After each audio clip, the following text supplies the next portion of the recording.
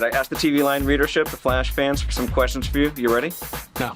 Lauren wants to know, this is an oldie but goodie, did you take anything from the set? Yes. I took the Flash ring.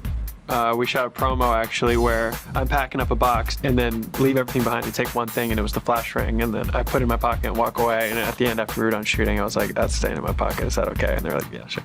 John asks, Mr. Guistin, were you not interested in making your hair blonde for the Flash? I was actually. I pitched to Greg before the pilot that we should do that, and he was like, you'll hate yourself for saying that to me. You'll lose hair, the upkeep is gonna be annoying. You're gonna be a brunette. And I was like, all right, whatever. Juan wants to know, what was your favorite crossover to film? Either the Elseworlds, where like we switched bodies, Steven and I, or we didn't switch bodies. We Sure, Steven wouldn't say that. Psyches, yeah, because he had to wear my suit. Yeah. Yeah, nice outfit. And I honestly forget this was a crossover, but the musical episode. I mean, Yeah. It didn't feel like it was Flash, but it was probably the most fun I've had. I'm Superman. Boop-de-boop-de-boo. That's a really good impression. Thanks. Gonzalo asks, would you wish to do somehow another musical episode? At least to get, put in a call to Melissa Benoist. And that's the power of... Friendship. Yeah, that's exactly what I was gonna say. Yeah, it's an easy rhyme. Yeah, I mean, we're done now, but once we did it, I was like, I didn't want to do another one in that universe. It felt like it had been done. I'd love to do a musical again, though, at some point, for sure. Libby from Australia asks, how has being a father changed how you portray Barry? It's interesting. We'd already been doing the storylines for a couple seasons where we had our forced children, the forces were our children, and it was like so bizarre to me that they're calling me dad and I'm treating them like children, and I've got a 25-year-old that Jessica Parker Kennedy who's acting like she's my daughter, and I've got to be connected to her like I'm her father, and it was always a struggle for me because it's like they're all my age. This is weird. But then even just having an actual daughter and imagining that scenario, it made it a lot easier for me to kind of connect with Jess, as if she was my grown-up daughter. JS asks, what was the last day of filming with Candace like? She might be mad at me for talking about this, but I warned her I would talk about it. So the last scene Candace and I shot together, first of all, she wrapped the day before me, and she was like an emotional wreck. And we shot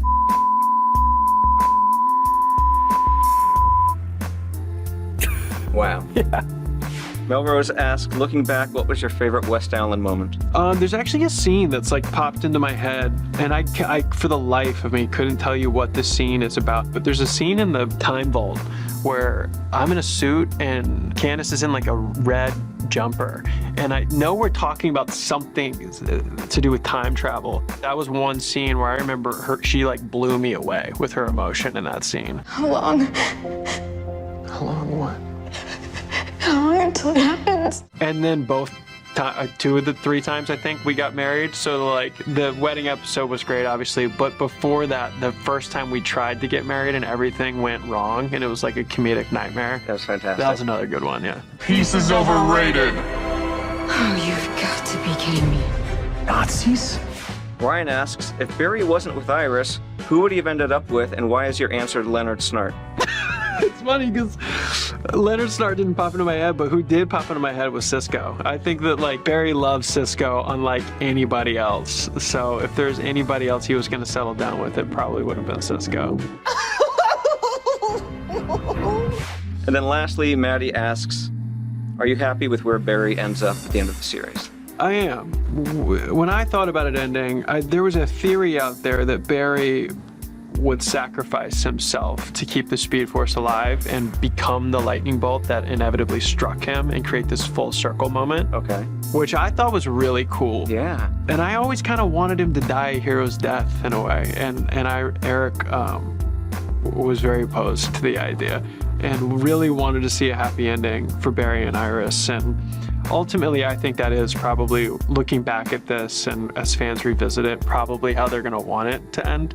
And it is nice you finish on a happy note. And then there's a bit of the unknown too. It's the story continues, our show ends, but it's left in a place where the story continues. So who knows, what happens beyond 9/13 of Flash.